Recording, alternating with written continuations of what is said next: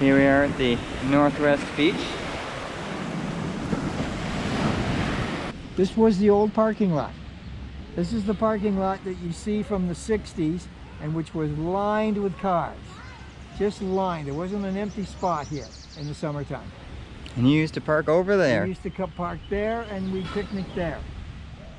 My grandparents, my mom and dad, my aunts and uncles, we'd all gather there and then we'd spend the whole day here and swim. This used to be where my grandparents and my mother and dad over the years camped. At the time, you could camp anywhere in the park. There was no restriction. This was their favorite spot. They camped here, they got a nice breeze off the lake. My dad had a teardrop trailer, like a very small teardrop trailer that they slept in, and it had a kitchen. You opened it up and it had a kitchen in the back. And they spent days out here.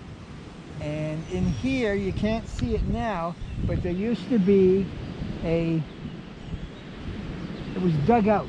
Oh. And they used to have their horseshoe pits in there. And when we were kids, we'd sit up top there and watch them play horseshoes and wait for an hour after we ate so that we could go swimming. And of course, they played horseshoes for longer than an hour, and it used to drive us crazy. And you used to go up on top of that hill over there somewhere. Over there off the road, and watch cars go by on a Sunday afternoon. And it was never a shortage of cars. He was the last Laurier to live here, and he was living here. I didn't know his name, I just knew he was Mr. Laurier. And he had an orange tree. One of these is an orange tree. Maybe all of them were at one time. So Ed Laurier used to sit here. Yes. In the summertime and watch the cars go by. And my mother, Laur Pray, used to come and walk down here, and if he was out, she'd stop and talk to him. There's the Grub family. Yeah. Isn't you talking about that? Yeah, we were on their land. Okay. And they used to haul these boats in and out. And when we were there, they used this as their land headquarters for the guys that went out and manned the lighthouse. They go out for 2 weeks at a time. They would alternate. We're kicking it out, but this used to be a road. You used to come right down here and run straight down to the interpretive center. And then at the end of it, it made a left-hand turn to the East Beach. And there was a parking lot down there. There's the dike, okay, the channel. Okay, yeah. Okay, runs along there. Mr. Tilden's got farm land in here, and there was a subdivision here, and we were in here. Okay. So you're one of those red dots. Yeah. And then your grandparents were? They were somewhere in here. Okay. They had, this was on Copeland's property. Huh. And Mr. Tilden, he grew asparagus in here in the spring, and he had farmland in here and here.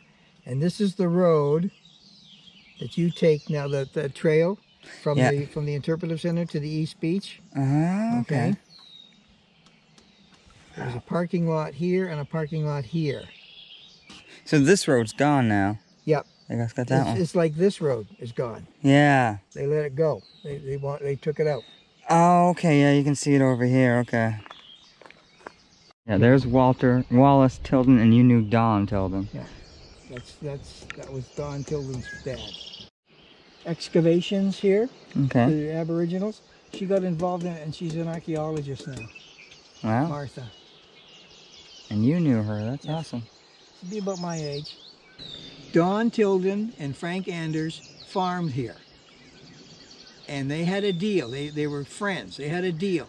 They weren't going to sell any land to the government because every piece of land they sold was one more foot out the door for them.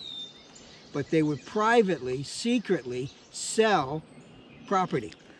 And it developed into a sort of a feud because they didn't want the other one to sell, but they wanted to sell. And the government was more than glad to buy their land in order to turn it into a bigger national park.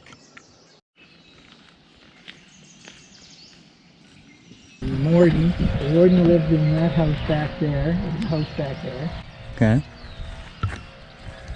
And he had a duck boat that he pushed underneath the dock. And Ah. when he wasn't around, we'd steal it.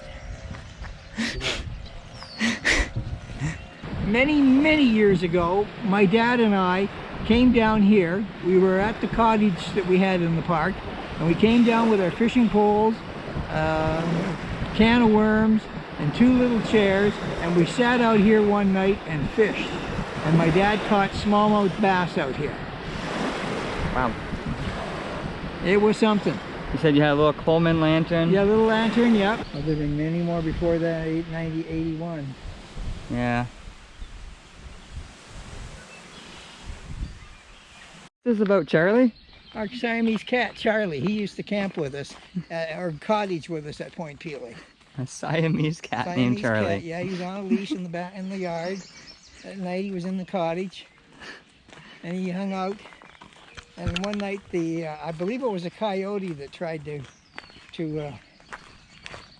was hanging around, and Charlie was not happy. He made a lot of noise. Here, quickly recount how if you were bored you'd have to walk to the East Beach. Just to the point. To the point? Yeah. Oh. Didn't you also have to walk all the way down Oh, there? I did that on my own. I was never bored. That was Grandpa Carnegie. But he did that a couple of times with us. But maybe once or twice. Okay. That's when there was a road. Ah. Awesome. But he wouldn't do that bit. But he would do this one.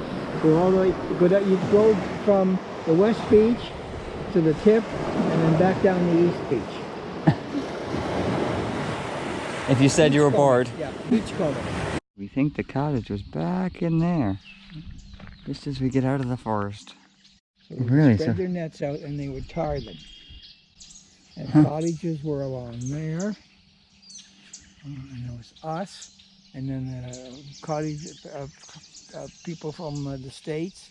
And then a couple along here. Huh.